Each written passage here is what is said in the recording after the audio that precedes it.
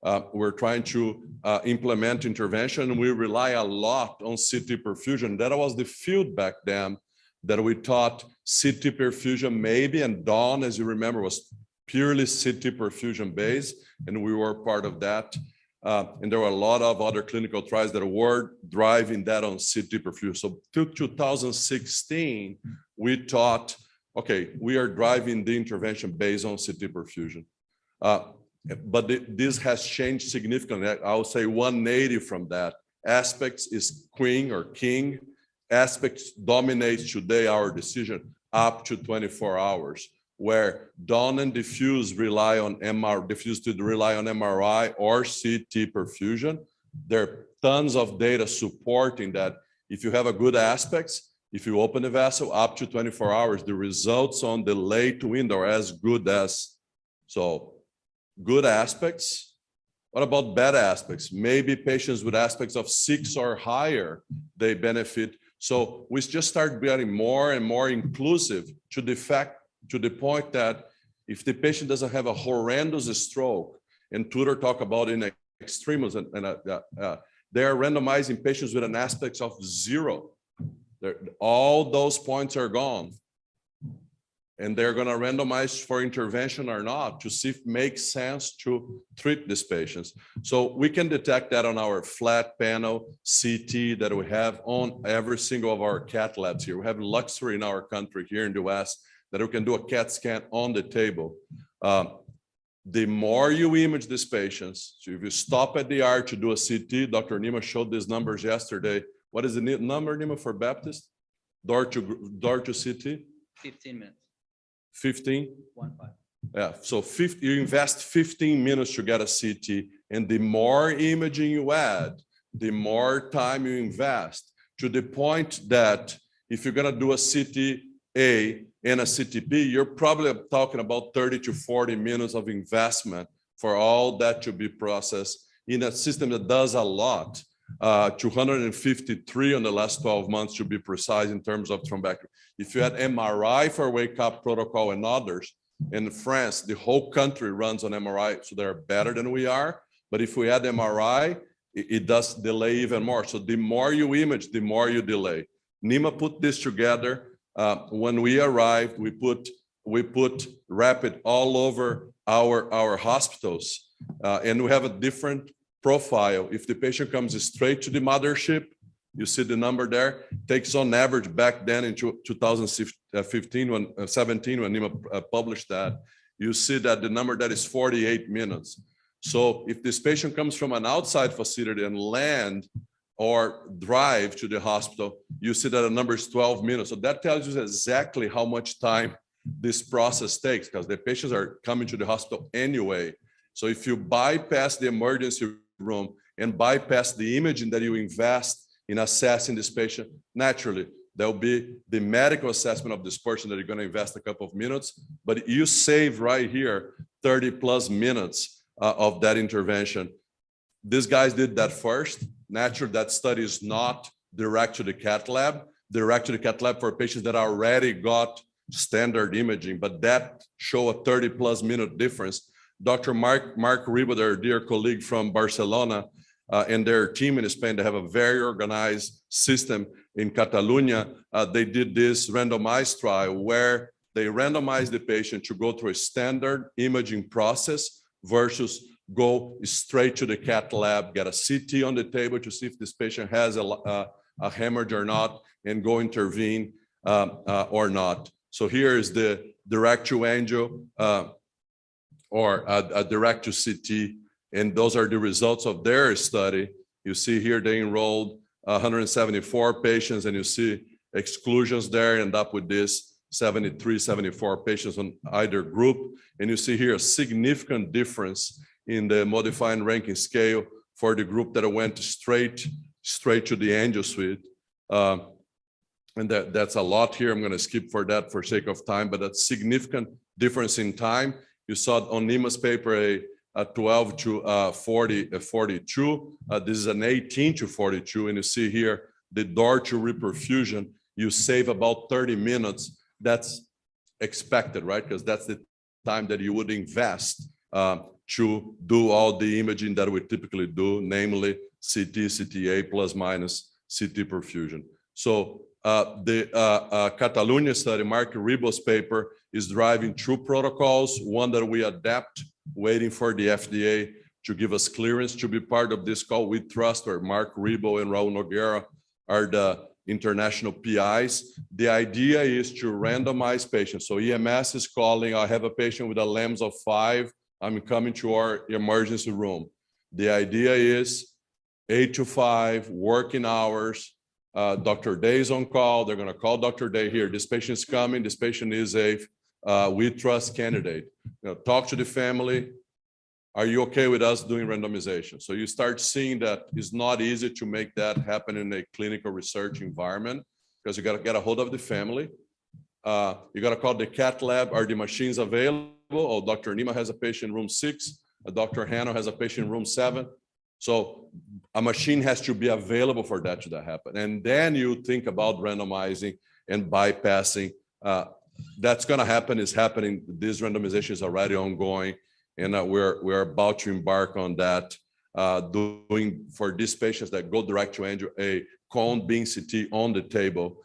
And that's we trust, plan to enroll 564 patients. We know it's going to be a slow enrollment because of all the logistics, and it's going to be only early window with a high NIH of 10 or above. So we're talking about large stroke, easy to detect, try to bypass these images. Dimitrios alluded to that earlier. That they are working with Siemens on that, where with the Siemens machine, they can do a CT perfusion type of picture on the table and have that analyzed. So we trust is a Philips machine study. This is a Siemens machine study. I'm gonna skip this. Tudor talk about this, Matt talk about that. So I'm just gonna,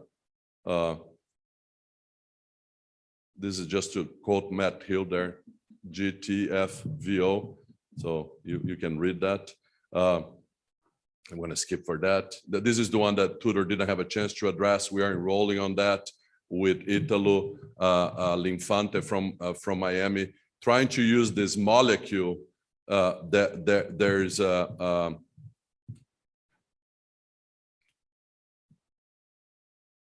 oxygen delivery at much higher concentrations than our hemoglobin can carry. So this is an attempt to give time for us to open that. And this is a phase 1 study. This is not randomized or just giving a drug and see how the patients behave. This is a case from Italo Linfante. You see here an M1 occlusion, good profile on the CT. He opened the vessel and the patient did extremely well. So there's a lot coming as Tudor told you guys, and I'm going to skip that. It's funny, just anecdotally, the medication looks like blood. So you have to educate your team. This is not a blood product because it's red and it looks like you're giving the patients something like that. And then naturally, there's implications. What we learned that this molecule does interfere with your PTT, and Italy is going to present that at ISC. You see these patients artificially with a elongated, and our team here, critical care team, I'm blanking which one, maybe it was Dr. Moradi, if I'm not mistaken, is the first to say, okay, this patient PTT is elongated. So that triggered an investigation. That was a very common finding. We know hemorrhagic complications, just the method of measuring a PTT that gets interference from the molecule. This is just one slide. Dimitrios talked about this beautifully about robotics. Adnan Siddiqui did this nice mapping of access, and that may make sense for robotics, and I'm not going to go back to that discussion, so I'm just going to skip through that. But I'm going to cover here just a couple of different tools because there is a lot. Every time you open your eyes, there's a new aspiration catheter, a new thrombectomy, or a new balloon guide, and you see here the plethora of companies that are trying to get to this market, because in the US, this is growing at a 5 to 10%. In China, this is growing at 30% rate. So naturally, when there's money, there are people that want to be part of that. New stent retrievers. We just finished a study with this guy here that is called the NIVA stent retriever. The idea is to have rolled to have holes on the stent retriever. So when you're pulling the clot can get trapped on that instead of escape the stent retriever. And that's going to be boring because I cannot control the video from here, but you see just the thought process there. And that's not NIVA, this is Tiger, where you can control the opening of that. As a company, Israeli now, Chinese, that you can massage the clot and open. They come in different sizes, so you can go in the smaller vessels with their Tiger 13. We're part, again, this was a single arm study. We did enroll patients at Baptist and show nice outcomes. Again, single arm. You can make a single arm study look really good. Sometimes not what we want. I think we are at the phase that we should be comparing this device head to head to have a clear idea if one is better than the other. I don't think it does any good for us to have 13 different stent retrievers on the shelf for many different reasons. New aspiration catheters. Again, we were part of COMPASS showing that these procedures are kind of equivalent, aspiration and stent retriever. Does size matter? Absolutely. I think you saw Matt Gunas and Matt, Raul, and Adnan Siddiqui did a great job in simulating these interventions, showing that the bigger these aspiration catheters, the higher the odds of this clot ingestion and avoid, Matt showed beautifully today, trying to pull a clot from the head, the tail broke and went upstream. So if you don't stabilize the clot that we believe that the stent retriever does, these clots can fly away. I'm glad the cap was there. So this is the evolution. This is a Quill Turk paper just showing the penumbra catheters evolution from the 41 to the A68. Now we are at 88. And there's a Minneapolis company come with a 96. So it seems like the sky is the limit. How big can you get? And these catheters just keep getting better and better. So a lot of aspiration catheters from the 0.70 and around. And you see many of them represented. You have catheters on the stick like the Mivi that Dimitrios illustrated earlier and the Route 92 that Matt illustrated, and I show you here in a second. And there's a whole race of people trying to develop 88 catheters and funnel type of catheters. This is Route 92.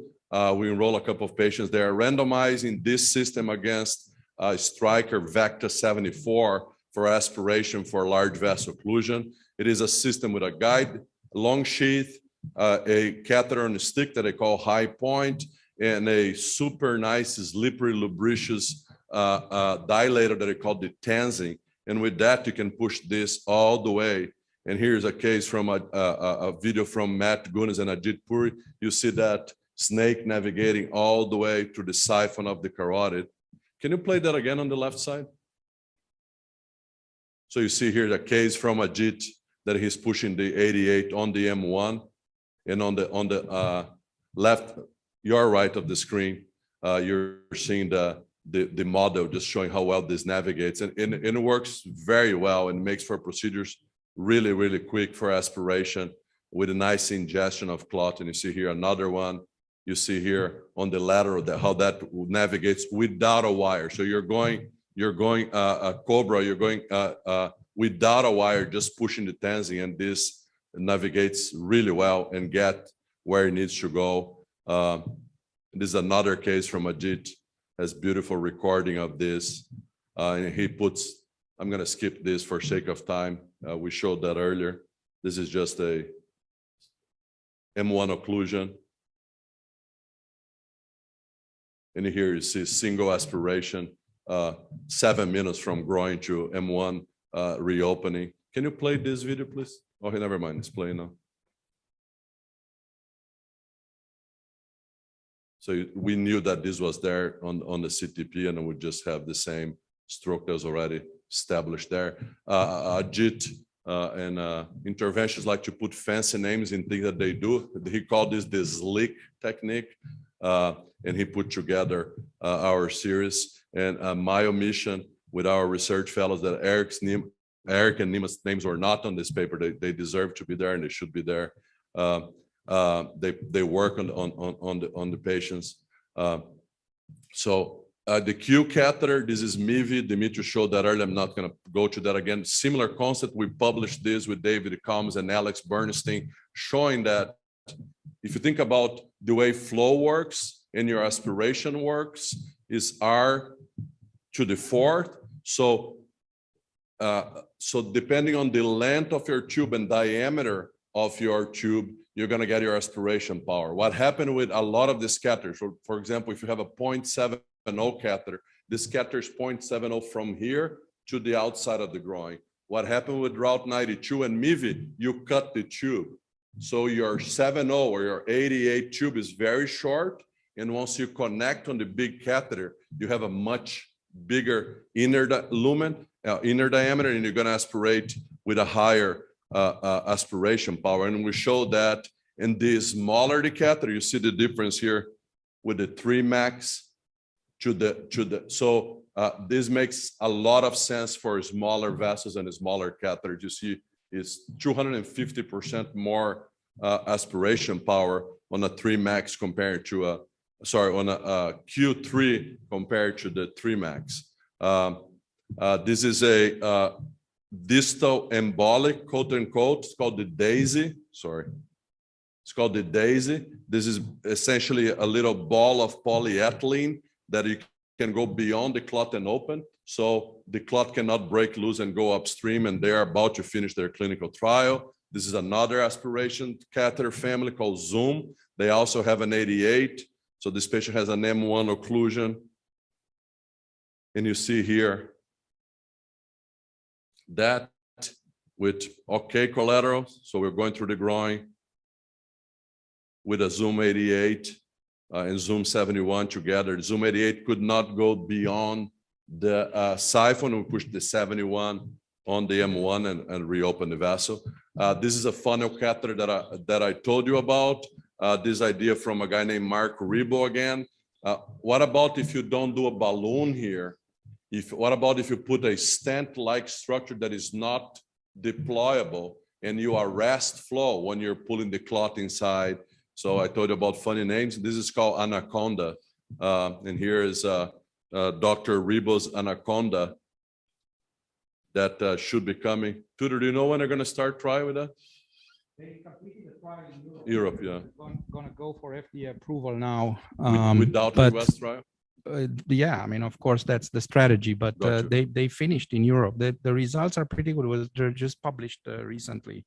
But to me, the initial... So that's the Anaconda there. The initial intent was to put that in the MCA, and it turned out to be very difficult. Hard. So now that it's, and it was intended to be used as an aspiration device.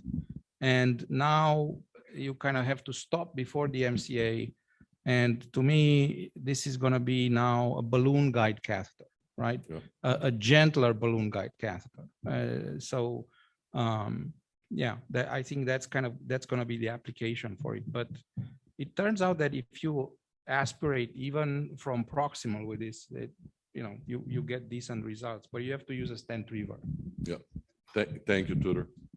So this is another one that is called Ceretrieve, similar concept, new balloon guide catheters, and I'm going to expedite here. I don't know how we're doing with time, but you got the picture. There's a lot coming. This is an 87. There's a 94 balloon that just got approved, and it can fit the Vecta 74 inside the 94 in Neuroco balloon. Tons of data. Adnan Siddiqui is starting a randomized trial for balloon guide catheter versus no balloon guide catheter because there's no level 1 data. But when you look at the data, there's an overwhelming data showing that if you have a balloon guide, the patients would do better. Again, you just saw this case. I'm not going to show you again. That's a nice in extremis case in honor of Dr. Job. No, I'm kidding. This is an extreme size clot. You see there's a worm. You saw that earlier. I'm going to skip that.